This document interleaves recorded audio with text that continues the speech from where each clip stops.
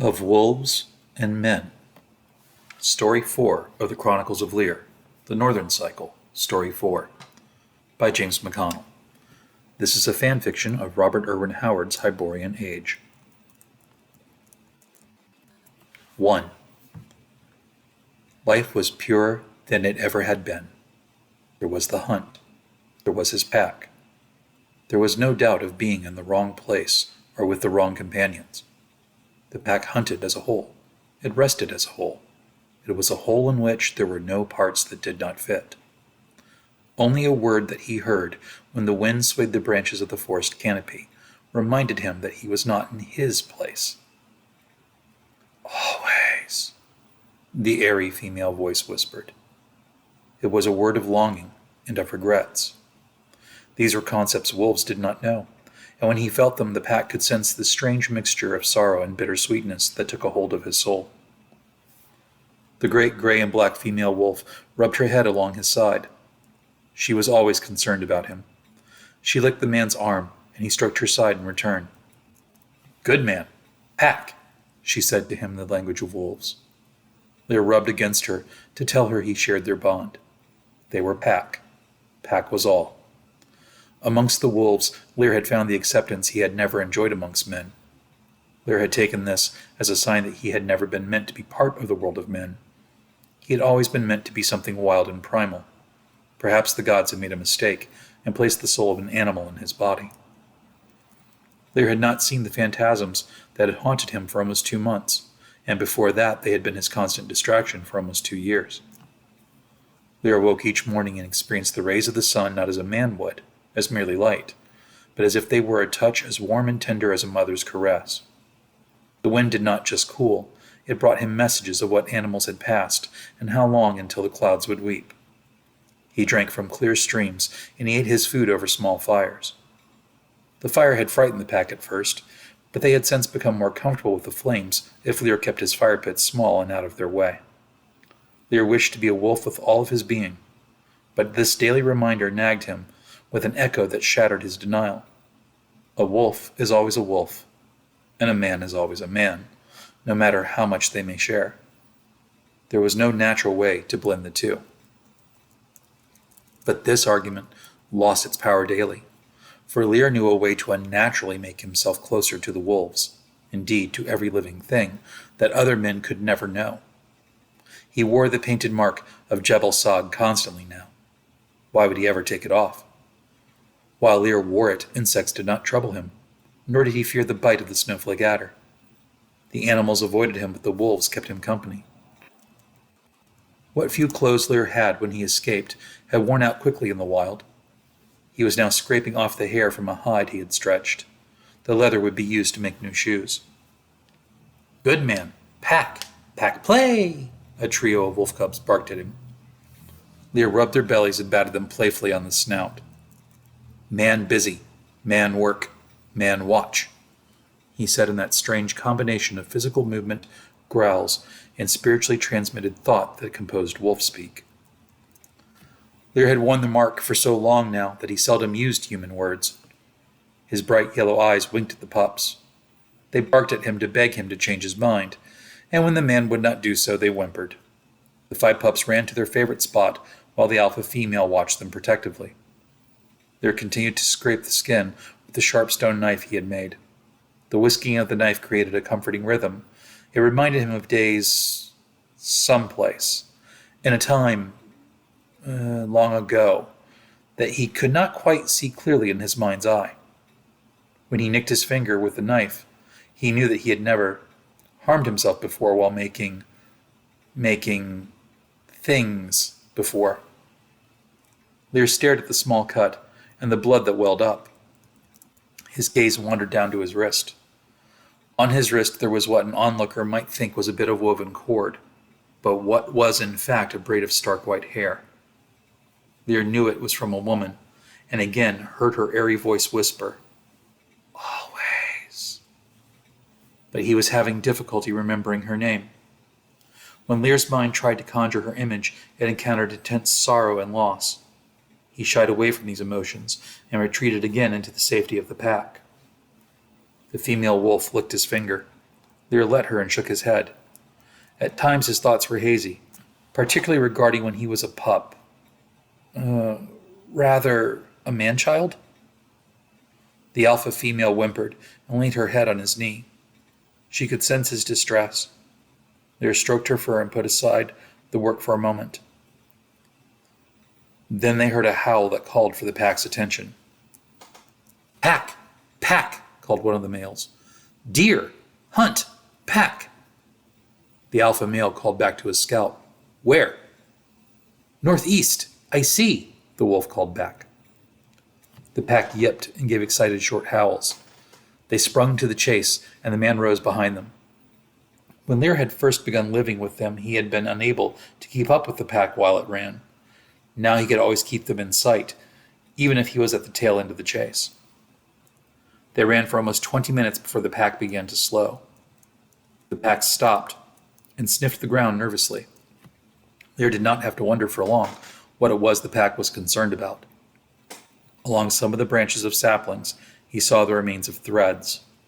Threads came from clothing, and clothing came from men. His first thought was that it was the small people, the painted people. As he neared, he knew that this was not the craft of the Picts, but that of the men from the far north. A bit of metal gleamed on the ground, a broken arrow shaft. Lear looked upon the arrowhead and saw scratches that formed a letter. The Picts used signs and images, but they had no writing such as this. Lear searched his mind for the name of the scratches and the people that made them, but he could not recall it. Yet he knew this letter, these scratches that spoke. They whispered the sound, "Ola." He had learned to read them when... Long ago, he had learned to read them. A man told Lear to memorize the scratches that spoke, not only of one tribe of men, but of those that they might often fight. Carefully, Lear searched his memory and sounded out the word written on the arrowhead. "Lopped," he whispered. The pack huffed the message to one another. "Nordheimer! Northmen!" The man bent to the ground and began seeking the evidence of the Nordheimers' passage. He counted 12 sets of booted tracks and furrows on the ground that had been left behind by a travois.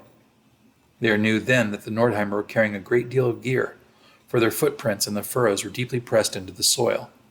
Yet there was little time to ponder the arrival of strangers. "This way!" howled a scout. The pack called back to the scout, and then they were off at a run again. Lear could smell a change in the air from the presence of the strangers, but he tried to ignore it. Over the sloping ground they ran, ever ascending. This part of the forest was near the mountains that blocked the northern men from the painted people's villages.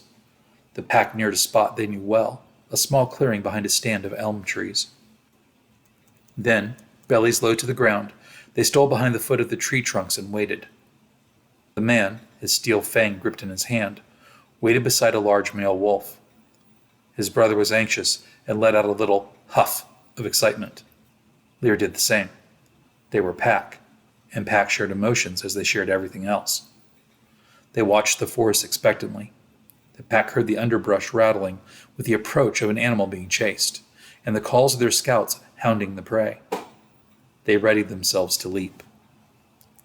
When the lead doe appeared, the pack sprang into action. As fast as arrows released from bows, they lunged. It was an image that caused the man to pause for a moment, then pick back up the chase.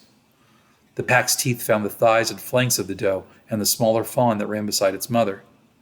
The rest of the herd evaded the wolves and ran in a wide circle around the scene of the slaughter. The pack did not chase these. Wolves are not greedy. Quickly they bit into the necks of the two deer. The animals died quickly, and then the pack began to feast. The man waited his turn, as was proper for those low in the pack's hierarchy. When it was his turn, Lear carved off a section of the deer's carcass with his fang. No, his spearhead. He began to devour it raw along with the pack. Those wolves that had feasted kept a watchful guard, while those that ate filled their bellies. The pack worked with a high degree of unity. The members would growl and contest one another standing in between tasks, but during a task they were almost all of one mind. Lear found this comforting and pure in its simplicity. A thought demanded that he notice it. The thought that this unity he had amongst the wolves was something he had lacked with his human pack, back when he lived with his mother. A sound, not quite a growl and not quite a howl, interrupted his thoughts. It had come from the deeper and darker parts of the forest. The pack rose and looked in the direction of the sound. Their ears folded back along their heads, and a few showed their teeth, though none growled. Lear's hand gripped his own fang tighter. He sniffed the air. From the magic of the mark of Jebel Sag, the god of all animals, Lear had borrowed the senses of a wolf. He scented something unnatural hidden in the woods beyond, and approaching. The alpha male of the pack scented it as well. He let out a growl followed by a snarling bark. Ours, ours, go away, or we bite, the alpha challenged. The pack joined their voices with his. Yet whatever it was that was coming towards them, it was not intimidated by their display. The shadow of it was large, nearly as big as a man. It approached them not in a slump, like a stalking animal would, but with its head held high and confident. When it finally came into the dappled sunlight of the forest, the man felt his courage falter. Lear was frightened not for himself, but for the members of his pack. The thing had both the semblance of a man and of a wolf. Its face, arms, and chest were covered in fur. Large teeth from a misshapen jaw, almost a snout, peeked out under its lips.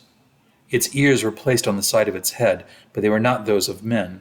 Instead, they tapered to long points and had tufts of fur. The eyes of the beast were wild, angry, and betrayed that a predatory consciousness lay behind them. Mine, it roared at the pack.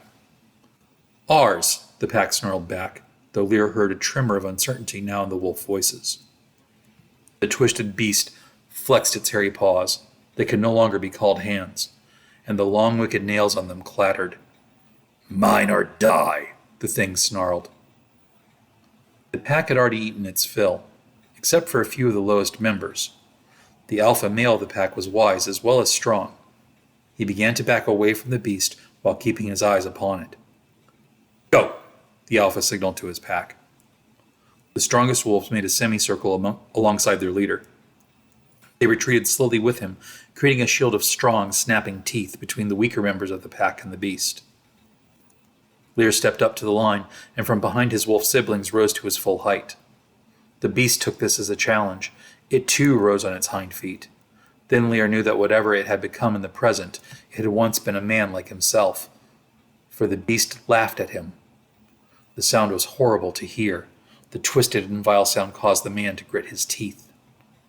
Weak, I kill you, the beast snarled at him. Back, the alpha barked at the man. Lear obeyed the alpha's command. They gave up the ground to the beast, who lowered itself to the kill that the pack had won. It broke open bones with its paws and began sucking on their marrow. The pack slunk away, and the man rankled at leaving their kill to the beast. Yet he also knew why the alpha male of the pack had made the decision to retreat. Lear could find no fault in it. There would always be new hunts for the pack, but only if they were alive to chase them. The beast they had faced down had the scent of sorcery about it. For what other force could craft such a beast? Not the totem spirit, which are the gods of animals, nor the gods of men would stitch together such a beast. Only the madness of a sorcerer could have given shape to the thing that had stolen their scraps. Better to leave it alone than risk it spreading its contagion to the pack or slaying one of their members. The pack left at a run, and soon the horrible man-wolf was out of sight. They ran along a creek and stopped briefly to slake their thirst. Then they were off at a run again, this time to their den. When they arrived, the alpha male remained away from the den and hid behind some undergrowth. As the man passed, the alpha male called to him. Man, stay, the alpha ordered. Lear sat beside him and waited.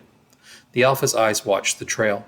A narrow track overgrown with thick moss and grass led to where the pack had dug its den. The man silently regarded the woods. Birds and other forest animals let their voices be heard in the canopy and underbrush. All seemed normal. The dread from the encounter with the man-wolf clung to Lear. Man safe. Pack is safe. Man is pack, the alpha male huffed at the man. Lear rubbed his hand alongside the Alpha's side. They kept the watch together for another hour before the Alpha rose and walked up the trail to the den, leaving the man to keep the vigil alone.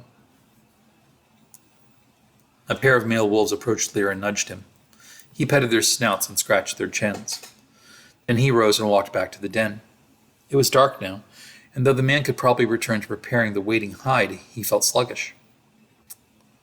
Lear decided he would sleep.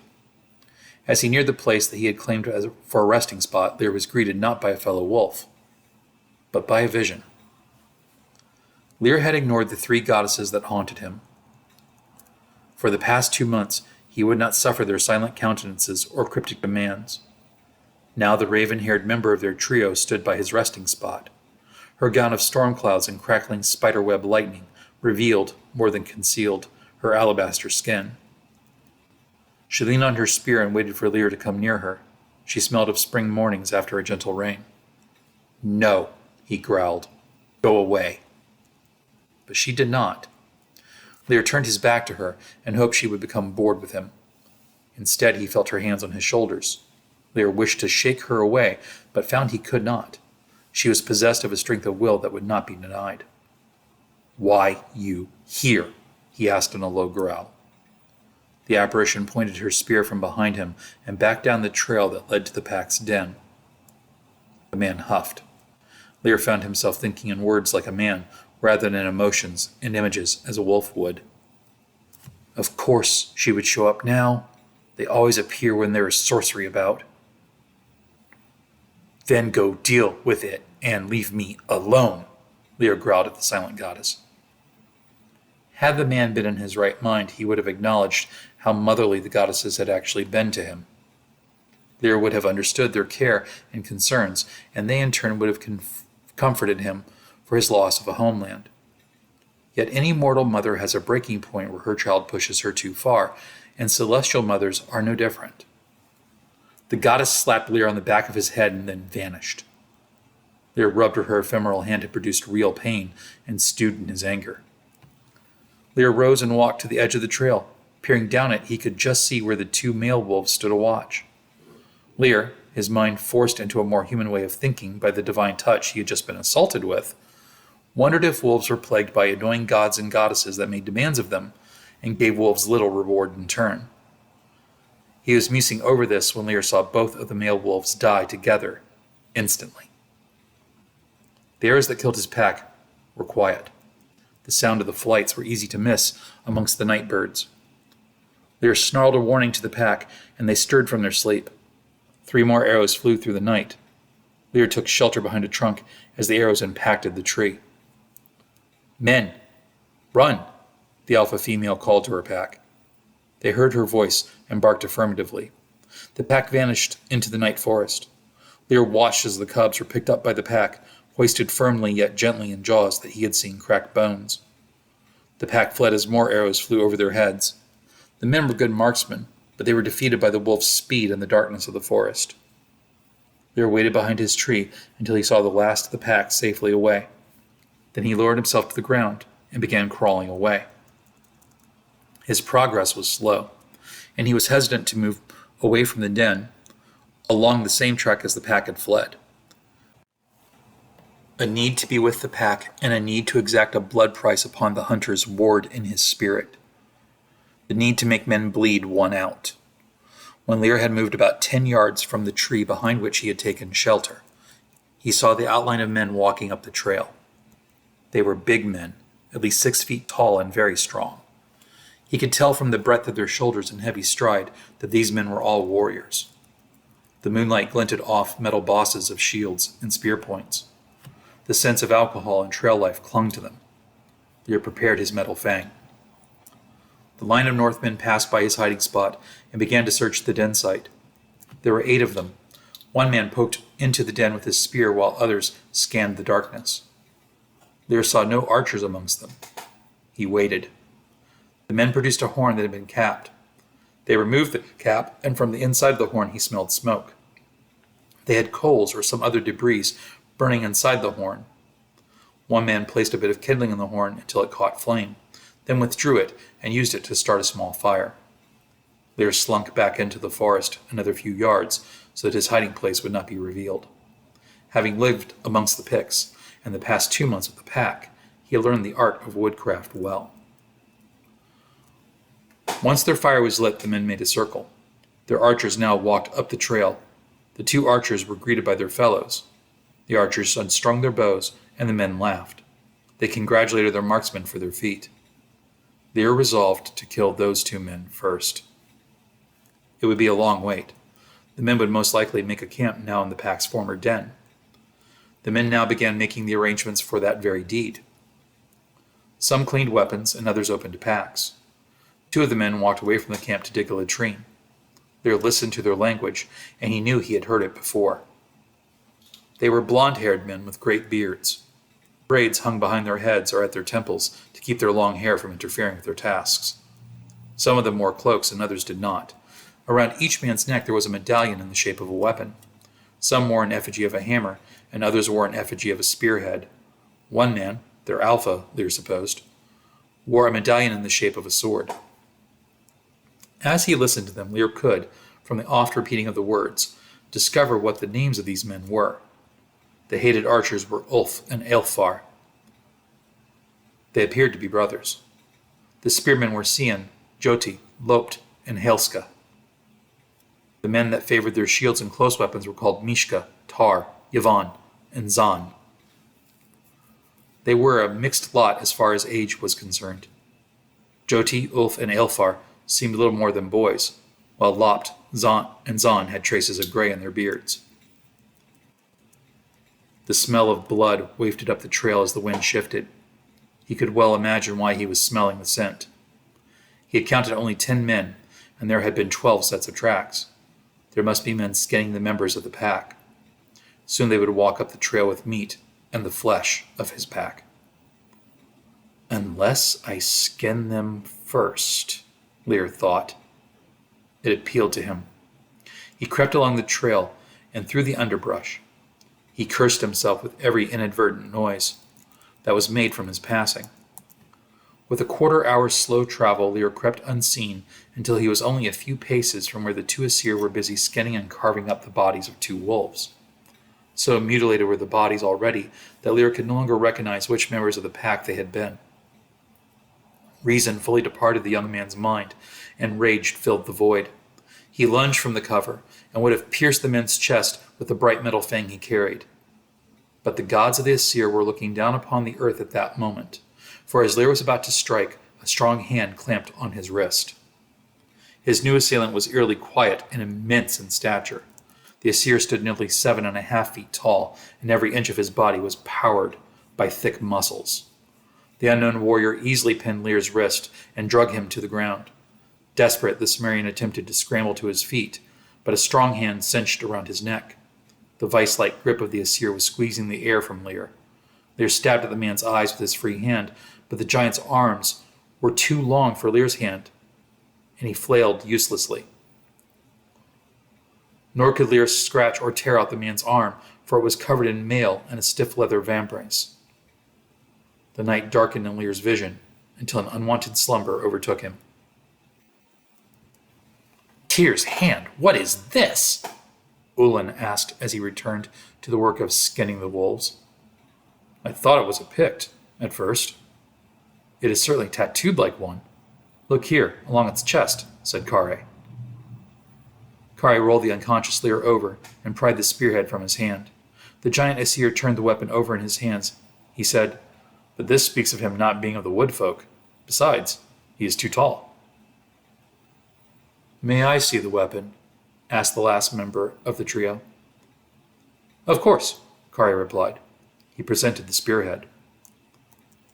Sildir grasped the weapon, and with a reverent sigh he uttered, Finally, gods be praised. Shall I kill it? Kare asked. No, let it live and bind it, Sildir replied. If it's not a Pict, what is it? Surely not one of the Vanir. It's too puny, jested Ullin.